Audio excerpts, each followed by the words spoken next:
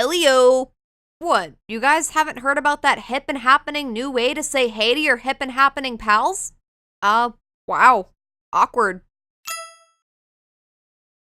Eliyo is a free-to-play browser-based game that's been in development since 2013. Closed beta began in April 2016 and public beta began in October of the same year. The co-owner of Eliyo, Brittany, recently got in touch with me to inform me of the fact that they're going to be launching a Kickstarter as a way of getting some complex features into the game. And of course, they want to raise awareness, so this video is basically my way of helping them do that. Honest to goodness, I'm more than willing, because even in its pre-funded beta state, Eliyo has a lot of awesome things going on that are well worth talking about. As a disclaimer, I'm kind of late to the whole Eliyo scene. I didn't know about it until I was approached, so I only started playing this month. Which basically just means that everything I say is only going to reflect the here, the now, and the upcoming Kickstarter. So there are 3 big topics I want to discuss and a couple of little topics. All 3 of the big topics relate to pets, so let's break the ice with them. Pets on Eliyo are called Elons, and you can obtain them by purchasing them, breeding them, or capturing them in the wild through the game's battle system. I bet that last bit made you think of Pokemon, and that's for a good reason. A lot of Eliyo does seem to be Pokemon and RPG inspired, especially considering the fact that Elons have elemental alignments, can be contained to pocket-sized basic shapes, and have a strong desire to battle for sport. But like all good things that have been inspired by the things that came before it, it definitely succeeds at carving its own identity. First things first, the Elon designs as well as their integration into the game are really nicely done. There's currently only 3 different species with a 4th coming soon, but quality always comes before quantity. My favorite so far is absolutely the Zorvik, which is pretty predictable seeing as they're very fox/dog-like in their appearance and mannerisms. Their youthful sprites in particular always make me go, "Aww, come on, look at them. Look at that little puppy." On the subject of their sprites, each species has a variety of different poses that can change in the header as well as on their profile page. When they get tired and fall asleep, the art actually reflects that. It's such an unnecessary and immersing touch. Another thing that has a chance to change every time you visit their profile page is this little bit of flavor text about what they're up to and how they're feeling. It tends to reflect how much the Elon in question enjoys your company, which might be a little less than ideal if you've just caught, bought, or bred them, but it only makes it all the more satisfying to witness your relationship's development over time. You might have already noticed this just by looking at them, but Elons also have genetics, which plays a huge factor in breeding. For starters, each Elon has 3 colors, one of which is a primary. The other 2 are essentially accents. On top of that, they can have markings, like these darker and lighter patches on my Zorvik here, and additionally, feature variants. Here's my other Zorvik. He's got an extremely short tail as opposed to the long curly tail that my starter has. Girth aside, sometimes they can even have features that others of the same species don't have whatsoever. Entirely different styles of tails, antlers, and heterochromia included, all of which have the potential to be passed down to their young. I dig this kind of stuff.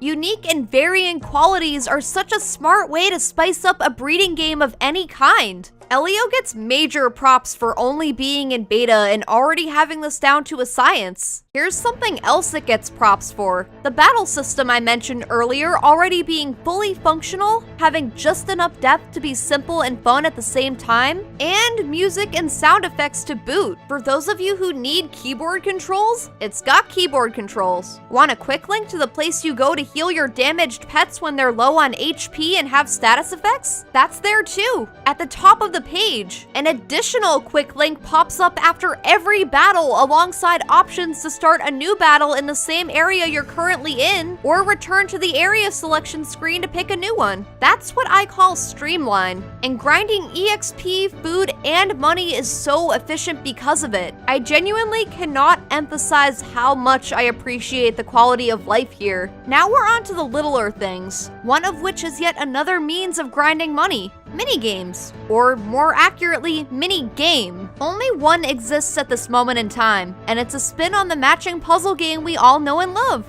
Mahjong. Admittedly, I don't think it was the best choice for Eliyo's first minigame. Every browser game should start out with something fast-paced that brand new players in particular can utilize to jumpstart their bank. Mahjong is a very slow-paced game that tends to require lots of downtime spent thinking and strategizing, and sometimes it doesn't even give you your money's worth for how much time you put into it. There's always a chance you'll get the raw end of the deal and get halfway through a match only to realize the tiles spawned in the least ideal places possible. And put frankly, the battle arena gets you money much faster for much less effort, but there will undoubtedly be other minigames added sooner or later, so that's not too big of a deal. The randomness and slowness aside, it's still fun to play if you're in the mood for it and pretty well put together for a beta. So what are we gonna do with all of this money we got from the battle arena and failed Mahjong attempts? Buy stuff, obviously. Mostly new Elons, breeding herbs, anything you want to collect to display in your gallery, increased group and nest space, and prisms, which are the items you use to catch wild Elons. Believe it or not, there's usually no need to purchase any food or toys for your pets. You just get them as rewards from battles that frequently. The conscious Elons you keep in your group will also really commonly bring them back from their hourly hunts, so you've always got more than enough on hand. Bearing that constant wealth of food and toys in mind, there doesn't seem to be a good way to collect a healthy number of certain other in-game resources, which segues pretty nicely into the biggest problem I see with Eliyo at large. It's the economy's balancing. Prisms are needlessly expensive and don't have a 100% success rate, which means that you could possibly be dumping your first batch of coins into things that give you nothing in return. The herbs that are mandatory for you to be able to breed your Elons are similarly expensive. And by the way, I'm all for having to work for my items and upgrades, but the amount of work a player just starting out has to do is kind of discouraging. After all, the only ways to amass revenue outside of the only minigame that currently exists is to battle, sell things, and get your daily login bonus. And not only would you very reasonably not have very many things to sell if you're just starting out, healing your Elons after battle can also cost quite a few coins. The fact that you only start with 10 coins doesn't help in the slightest. If I wasn't otherwise charmed by Eliyo and its potential and didn't happen to be writing a review for it on top of it, I'd almost definitely have gotten bored with my lack of progress initially. But this is why we have beta tests in the first place, to find these rough edges and offer our advice to help smooth them out. So here's my advice. Newbies should start with 500 coins instead of 10. After completing the tutorial quest, they ought to be granted 2 compatible Elons as opposed to a single Elon, a sum of prisms, and a single breeding herb, because even though the cause is different, this is sort of like Dapper Volk Beta's tutorial standstill issue all over again. The fact that breeding is such a big part of the game means that players should be able to experience it during their first play session, so they can decide whether or not they like it and want to stick around long term to amass funds and resources for even more breeding ventures. If they don't even have that experience of getting a very small taste, then there might not be anything to motivate them to continue playing. Beyond having some to work with from the start, prisms should also be cheaper to purchase than they are. 100 to 500 coins as opposed to 250 to over 1,000 would be way more palatable. After all, there's already group and nest limits in place to prevent players from having too many Elons too fast. The coin wall that's created by the high prices is doubly unnecessary. And you know how I said earlier that food and toys are so plentiful? It would be cool if, as opposed to just being able to stockpile or sell them to other users, you had the alternative option of selling them to in-game shopkeepers for a quick penny, just like you can sell your Elons to a designated shopkeeper. Admittedly, this might not be as mandatory come the time there are more active users on site and other minigames to grind with, but seeing as you tend to get them as drops from battle a lot more frequently than you get currency, it makes a lot of sense to me that you should have the opportunity to exchange it. The only other things I'd nitpick about personally is that some NPC dialogue is in quotations, whereas other NPC dialogue isn't, and several things about the site are probably not elaborated on as well as as they could be, like what the perk of expanding your group to keep more Elons with you is versus the intended functionality of the nest. These are really easy fixes though, and very likely will be fixed as beta continues on. A quick scroll through the news page will inform you of the fact that updates and fixes are rolling out all the time, especially as of late.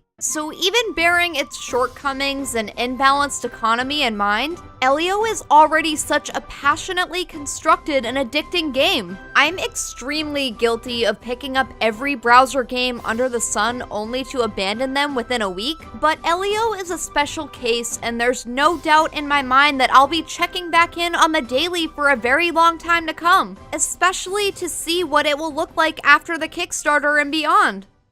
Oh! And by the way, the Kickstarter is live right now! Go check it out via the link in the description below, because there's a bunch of cool stretch goals and rewards to take advantage of. I'm pretty sure I'm gonna be securing myself a piece of the Dragon Plush tier pie. It's $35 US and offers a limited in-game plush of the next Elon coming to Eliyo, which just so happens to be a very spiky looking dragon, as well as a souped up breeding herb. You also get everything in the tiers before it, including more exclusive in-game plushies, early access to the dragon species with a beautiful color scheme, an item that allows you to change the elemental alignment of any one Elon, and plenty more. You've got about a month to jump on it, so jump on it ASAP if you can. And sign up for Eliyo even if you can't, because like I said way at the start of the video, it's an open beta. Everyone's welcome. As always, thanks so much for watching.